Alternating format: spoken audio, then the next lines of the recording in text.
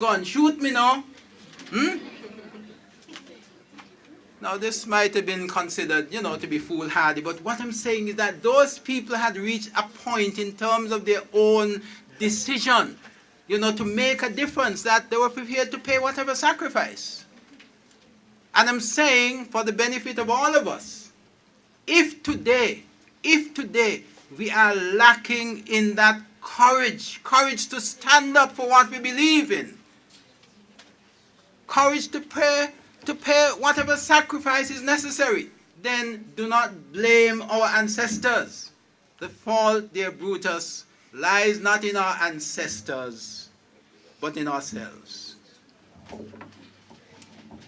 Remember that, young people. Yep. That there is a lot of progress.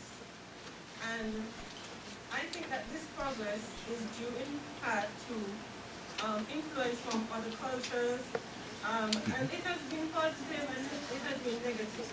But in your opinion, when we look at our interpersonal relationships as human beings and how we relate to each other, do you think it's more positive or negative?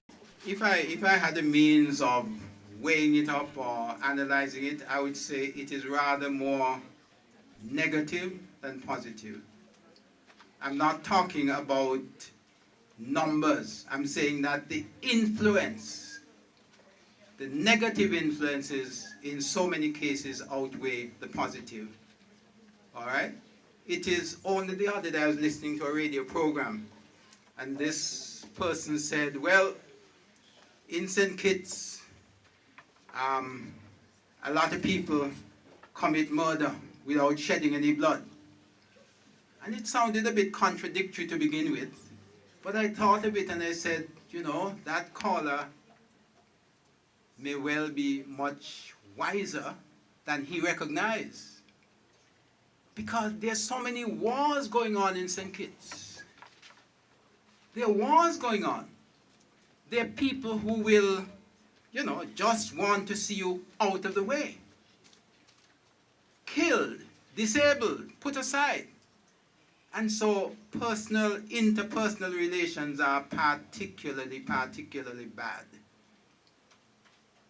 And this is one of the reasons why I personally am an advocate for integrity in public life legislation. Not because of what it will supposedly do among politicians and public officers, but I honestly feel that it needs to set a tone for the country. For the country to declare that, listen, integrity, honesty, fairness, decency, this is what we stand for in the 21st century. And I believe that it will make a contribution to improving personal relationships, and I believe it will be an important tool in all of the problems we're having, fighting gangs and what have you.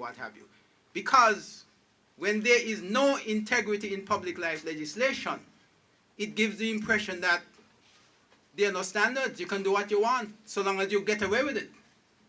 And I've made the call already, and I'm making it again, that the time is ripe for us to have integrity in public life legislation.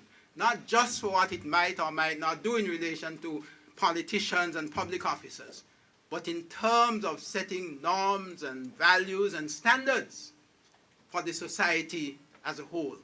For us to declare now, listen, integrity matters for us as a people. All of us need to act with integrity and with honesty and with decency and with fairness. So I think that will be an important weapon in fighting so many of the negatives which tend to, I'm not saying that the majority of us as people are lacking in integrity. I'm not saying that. I'm saying that the negatives, it may be a minority of the population, but the negative which they give off, which they exude, is tending to overwhelm the positive. Is it in your belief that the syllabus should be changed in order to integrate more history about our own nation other than the history of other people and people far away and such and such. I would like to think that even while it is taking time to introduce it formally into the curriculum, into the school syllabuses, and so on and so on and so on, that opportunities like this can be utilized. I would like to think that you know, the radio and television. I wish somebody would put a microphone in front of somebody like Washington Archibald and let him talk, let him express himself in terms of our history and so forth and so on. We're not all going to agree ever, but we need to know so that we can make up our own minds and we can take some pride. Compare the United States and how they make such a wonderful thing of their history. Later this month you're having Thanksgiving. And whether they were actually born in the United States, it is a time when they all get together, the symbolism. They were celebrating the other day the Statue of Liberty.